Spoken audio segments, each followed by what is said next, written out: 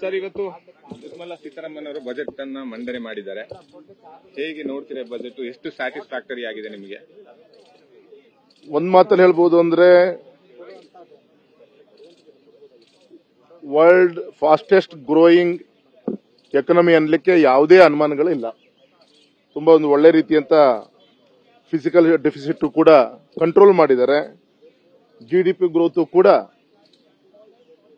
ಮೊನ್ನೆ February interim budget ಕೊಟ್ಟಾಗ ಏನಿತ್ತು, ಬರೋ ದಿನದಲ್ಲಿ ಪ್ರೊಜೆಕ್ಟೆಡ್ ಗ್ರೋತ್ ಕೂಡ ಅಪ್ ಟು ಬಿಟ್ವೀನ್ 6 to 7% ಕೂಡ ಹೋಗ್ಬೋದು ಅಂತ ಹೇಳಿ ನಾವೆಲ್ಲರೂ ಕೂಡ ನಿನ್ನೆ ಎಕನಾಮಿಕ್ ಸರ್ವೆಯಲ್ಲೂ ಕೂಡ ನಾವೆಲ್ಲರೂ ನೋಡಿದೀವಿ.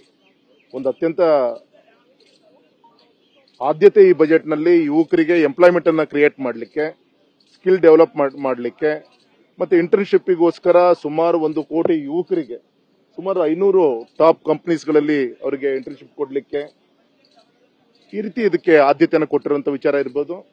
ಮತ್ತೆ ಕೃಷಿಗೆ ಆದ್ಯತೆಯನ್ನು ಕೊಟ್ಟಿರೋದಿರ್ಬೋದು. ಮತ್ತೆ PMJSY ಗ್ರಾಮೀಣ ರಸ್ತೆಗಳ ಒಂದು ಅಭಿವೃದ್ಧಿ ಕೊಡುವಂತ ಮುಖಾಂತರ ಗ್ರಾಮೀಣ ಭಾಗದ ಒಂದು ಅಭಿವೃದ್ಧಿಗೂ ಕೂಡ ಆದ್ಯತೆಯನ್ನು ಕೊಟ್ಟಿದ್ದಾರೆ. ವಿಶೇಷವಾಗಿ ಇವತ್ತು ಕ್ಯಾಪಿಟಲ್ ಇನ್ವೆಸ್ಟ್ಮೆಂಟ್ ಕೂಡ ಸುಮಾರು 11 lakhs crores ಇನ್ನೂ ಹೆಚ್ಚು ಹಣವನ್ನ ಈ ಬಜೆಟ್ ಅಲ್ಲಿ ಇಟ್ಟಿರೋದು ಕೂಡ ಇದ್ರ ಮುಖಾಂತರ ಕೂಡ ಎಂಪ್ಲಾಯ್ಮೆಂಟ್ ಕ್ರಿಯೇಟ್ ಆಗ್ಲಿಕ್ಕೆ ಸಾಧ್ಯ ಆಗುತ್ತೆ.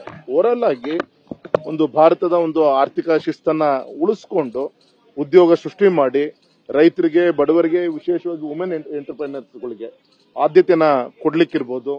ಈ ರೀತಿ ಹೆಚ್ಚಿನ ಒಂದು ಆದ್ಯತೆಯನ್ನ ಈ ಒಂದು ಬಜೆಟ್ ಅಲ್ಲಿ ಕೊಟ್ಟಿದ್ದಾರೆ. ಮತ್ತು ಗೌರವಾನ್ವಿತ ನಿರ್ಮಲಾ ಸೀತಾರಾಮನ್ ಜಿ ಅವರು ಒಂದು ದಾಖಲೆಯ ಒಂದು ಬಜೆಟ್ ಅನ್ನು ಕೂಡ ಕೊಟ್ಟಿದ್ದಾರೆ. ಮೋದಿಜಿ ಅವರ ನೇತೃತ್ವದ ಈ NDA 3 ಯಲ್ಲೂ ಕೂಡ ತುಂಬಾ ಒಳ್ಳೆ ರೀತಿಯಂತ ಒಂದು ಬಜೆಟ್ ಅನ್ನು ಕೊಟ್ಟಿದ್ದಾರೆ. ಉದ್ಯೋಗಕ್ಕೆ 1.48 lakh crore rupees ಕೊಟ್ಟಿದ್ದಾರೆ. ಇದು ದೇಶದ ವಿಚಾರವಾಗಿ ನೋಡ್ತಾ ಹೋದ್ರೆ ಇನ್ನೂ ಕಡಿಮೆ ಅನ್ಸುತ್ತೆ. ಇನ್ನೂ ಹೆಚ್ಚಿನ ಪ್ರಮಾಣದಲ್ಲಿ ಇಡಬೇಕಿತ್ತು ಅನ್ಸುತ್ತಾ ನಿಮ್ಗೆ? ಯಾಕಂದ್ರೆ ಇಡೀ ದೇಶದಾದ್ಯಂತ ನೋಡ್ತಾ ಹೋದ್ರೆ ಉದ್ಯೋಗ ಮತ್ತು ಶಿಕ್ಷಣ ಎರಡೂ ಸೇರಿ 1.48 lakh crore ಇಟ್ಟಿದ್ದಾರೆ. ಒಂದು ನೇರವಾಗಿ 1 lakh something crores ನ ಉದ್ಯೋಗ ಮತ್ತು ಶಿಕ್ಷಣಕ್ಕೆ ಇಟ್ಟಿದ್ರು ಕೂಡ ಇಂಡೈರೆಕ್ಟ್ಲಿ ಬೇರೆ ಬೇರೆ ಒಂದು ಕಾರ್ಯಕ್ರಮದ ಅಡಿಯಲ್ಲಿ ಉದ್ಯೋಗವನ್ನ ಇನ್ನೂ ಹೆಚ್ಚು ಪ್ರಮೋಟ್ ಮಾಡಲಿಕ್ಕೆ, ಸ್ಕಿಲ್ ಪ್ರಮೋಟ್ ಆಗ್ಲಿಕ್ಕೆ, ಆ ಒಂದು ದಿಕ್ಕಲ್ಲೂ ಕೂಡ ಅದಕ್ಕೆ ಶಕ್ತಿ ತುಂಬುವಂತ ಕಾರ್ಯವನ್ನ ಮಾಡೋದ್ರಿಂದ ಆ ಒಂದು ಗೋಲ್ ಅನ್ನು ರೀಚ್ ಆಗ್ಲಿಕ್ಕೆ ಸಾಧ್ಯ ಆಗುತ್ತೆ. ಪೂರ್ಣ ಪ್ರಮಾಣದ ಬಜೆಟ್ ಅಲ್ಲಿ ಕರ್ನಾಟಕಕ್ಕೆ ಯಾವ್ದಾದ್ರು ವಿಶೇಷ ಯೋಜನೆಗಳನ್ನು ಘೋಷಣೆ ಮಾಡ್ತಾರೆ ಅನ್ನುವಂತ ನಿರೀಕ್ಷೆಗಳಿತ್ತು. ಯಾವುದು ಕೂಡ ಘೋಷಣೆ ಆಗಿಲ್ಲ ಆ ರೀತಿ ಯೋಜನೆಗಳು. ತಮಗೇನಾದ್ರೂ ಆ ಭಾಷಣದಲ್ಲಿ ಆ ರೀತಿಯಾದಂತಹ ಯೋಜನೆಗಳು? ಒಂದು ಟೋಟಲ್ ಈ ಟರ್ಮ್ ಅಲ್ಲಿ ತಮಗೆ ಈ ಟೋಟಲ್ 5 years ಅಲ್ಲಿ ಮೊದಲೇ ವರ್ಷದಲ್ಲಿ ಬೇರೆ ಬೇರೆ ಕಾರಣಕ್ಕೆ ಬಿಹಾರ್ ಅಂಡ್ ಆಂಧ್ರಕ್ಕೆ ಹೆಚ್ಚಿನ ಒಂದು ಆದ್ಯತೆಯನ್ನ ಕೊಟ್ಟಿದ್ದಾರೆ ಅಂತ ಮೇಲ್ನೋಟಕ್ಕೆ ಕಂಡ್ರು ಕೂಡ ಇನ್ನುಳಿದಂತ ಎಲ್ಲಾ ಕಾರ್ಯಕ್ರಮಗಳು ಕೂಡ ಎಲ್ಲಾ ರಾಜ್ಯಕ್ಕೂ ಕೂಡ ಇಡೀ ದೇಶಕ್ಕೆ ಮುಟ್ಟುವಂತ ಕಾರ್ಯಕ್ರಮಗಳೇ. ಅದು ಉದಾಹರಣೆ PMJSY ಇರ್ಬೋದು, ಕೇಂದ್ರದ ಟೋಟಲ್ ಬಜೆಟ್ ಮತ್ತು ವಿಶೇಷವಾಗಿ ಕ್ಯಾಪಿಟಲ್ ಇನ್ವೆಸ್ಟ್ಮೆಂಟ್ಗೆ ರಾಜ್ಯ ಸರ್ಕಾರದ ಸಹಕಾರ ಜೊತೆಗೆ 1 ಲಕ್ಷ ಕೋಟಿ ಸೆಪರೇಟ್ ಹಣವನ್ನು ಕೂಡ ಇಟ್ಟಿದ್ದಾರೆ. ಅಂದ್ರೆ ರಾಜ್ಯ ಮತ್ತೆ ಕೇಂದ್ರ ಎರಡು ಒಟ್ಟಾಗಿ ಸೇರಿ ಮಾಡುವಂತ ಒಂದು ಯೋಜನೆಗಳಿಗೆ ಇದು ಕೂಡ ಎಂಪ್ಲಾಯ್ಮೆಂಟ್ ಕ್ರಿಯೇಟ್ ಆಗುತ್ತೆ. ಎಜುಕೇಶನ್ ಲೋನ್ಗೂ ಕೂಡ ಆದ್ಯತೆಯನ್ನ ಕೊಟ್ಟಿದ್ದಾರೆ. ಮುದ್ರಾ ಲೋನಿಗೂ ಕೂಡ ಹೆಚ್ಚಿನ ಆದ್ಯತೆಯನ್ನ ಕೊಟ್ಟಿದ್ದಾರೆ. ಕರ್ನಾಟಕದ ವಿಚಾರವಾಗಿ ಹೇಳಬೇಕಾದ್ರೆ ಸರ್, ಈಗ ಬೆಂಗಳೂರಲ್ಲಿ ಪೆರಿಫೆರಲ್ ರಿಂಗ್ ರೋಡ್ಗೆ ಏನಂತಂದ್ರೆ ದೊಡ್ಡ ಪ್ರಮಾಣದಲ್ಲಿ ಹಣವನ್ನು ಎಕ್ಸ್ಪೆಕ್ಟ್ ಮಾಡ್ತಾ ಇತ್ತು ಸರ್ಕಾರ.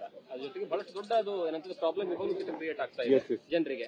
ಎರಡನೇದಾಗಿ ಇನ್ಫ್ರಾಸ್ಟ್ರಕ್ಚರ್ ವಿಚಾರದಲ್ಲಿ, ರೋಡ್ಗಳ ವಿಚಾರದಲ್ಲಿ ಅಗಲೀಕರಣ ಮಾಡೋದಕ್ಕೆ ಬಹಳಷ್ಟು ರಾಷ್ಟ್ರೀಯ ಹೆದ್ದಾರಿಗಳು ಕಾಯ್ತಾ ಇದಾವೆ. ಅಲ್ಲೂ ಸಹಿತ ಅಂದ್ರೆ ಕರ್ನಾಟಕ ಸಿಕ್ಕಿಲ್ಲ. ಪೆರಿಫೆರಲ್ ರಿಂಗ್ ರೋಡ್ ಅಲ್ಲೂ ಸಿಕ್ಕಿಲ್ಲ. ನೋ ನಾವು ಸಿಕ್ಕಿಲ್ಲ ಅಂತ ನಾವು ಈಗ ಹೇಳಲಿಕ್ಕೆ ಆಗಲ್ಲ. ಇನ್ನೂ ಕೂಡ ಯಾವ್ಯಾವ ಇಲಾಖೆಗಳಿಗೆ ಏನು ಹಣವನ್ನ ಇಟ್ಟಿದ್ದಾರೆ ಅದರಲ್ಲಿ ಉದಾಹರಣೆ ರಾಷ್ಟ್ರೀಯ ಹೆದ್ದಾರಿ ಅದರಲ್ಲಿ ಏನ್ ಕಾರ್ಯಕ್ರಮ ಇದೆ ಅಂತ ಅದು ಗಡ್ಕರಿಜಿಯವರ ನ್ಯಾಷನಲ್ ಹೈವೇ ನಮ್ಮ ಡಿಪಾರ್ಟ್ಮೆಂಟ್ ಅದು ಪುಸ್ತಕವನ್ನು ತೆಗೆದು ನೋಡಿದಾಗ ಮಾತ್ರ ಸಾಧ್ಯ ಆಗುತ್ತೆ. ಉದಾಹರಣೆಗೆ ನಮ್ಮ ಶಿವಮೊಗ್ಗ ಕಾನ್ಸ್ಟಿಟ್ಯೂನ್ಸಿ ಅಲ್ಲಿ ಈಗ ಲಾಸ್ಟ್ 5 years 20,000 crores ನಮ್ಮ ಶಿವಮೊಗ್ಗ ಕ್ಷೇತ್ರಕ್ಕೆ ಬಂದಿದೆ. ಈಗ ಪ್ರೆಸೆಂಟ್ ಈಗ ಆನ್ ಗೋಯಿಂಗ್ 8 ರಿಂದ 9,000 ಕೋಟಿ ವರ್ಕ್ ಆಗ್ತಾ ಇದೆ. ಉದಾಹರಣೆಗೆ ರೈಲ್ವೆ ಎಕ್ಸ್ಪೆನ್ಷನ್ ವರ್ಕ್ ಆಲ್ರೆಡಿ ಆಗ್ತಾ ಇದೆ. ಅಫಿಷಿಯಲ್ ಆಗಿ ಬಜೆಟ್ ಬುಕ್ ನಲ್ಲಿ ಇಂಥ ಕಾರ್ಯಕ್ರಮಕ್ಕೆ ಅಂತ ಅನೌನ್ಸ್ಮೆಂಟ್ ಆಗದೆ ಇರಬಹುದು.